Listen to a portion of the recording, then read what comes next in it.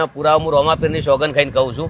હું પોતે રણુજા હતો. આપણો કારીગર રાતના 3 વાગે થાચો હતો વેલ્ડિંગ કરવા વાળો. બરાબર. તો એક વ્યક્તિ આવ્યો અને એ વ્યક્તિ 2 પેટી લઈને આવ્યો. બરાબર. કે એને આઈને એવું કીધું કે મને જો વેલ્ડિંગ કરવા મળ્યું તો સારું હતું. કદાચ આ વાત હું કહું છું રોમાપીરનો ભગત થઈને, પણ અમુક લોકોને માનવામાં નહીં આવે. પણ આ વાત મેં પોતે નહીં, આપણે મારા બધા માણસો હતા ને મને કહેતા હતા. પછી મેં એમને સોગન ખવડાયા રોમાપીરના, તો એમને રોમાપીરના સોગન કાઢ્યા. તો એ વ્યક્તિને એવી રીતના શી ખબર હશે કે આ જગ્યા ઉપર વેલ્ડિંગ ની જરૂર છે.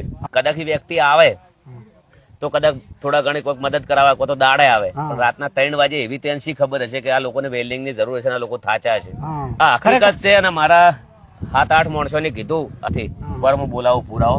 વેલ્ડિંગ વાળા કેટલા વાગે આવ્યા હતા? 3 વાગે. અને શું લઈને આવ્યા હતા? કોઈ ફોન બોન કરેલો હતો? કોઈ કોન્ટેક્ટ નહીં. એની અહીં શું કીધું હતું કે કોઈ થાકી છે અચાનક એને એમ કહી દીધું કે તમે ઉતરી જાઓ કારીગર ને કે હું આવ્યો, હું તમને આપણે મદદ. પછી વ્યક્તિ જતો રહ્યો. એનો કોઈ કામ પતી ગયું ને એટલે આપોઆપ જતો રહ્યો.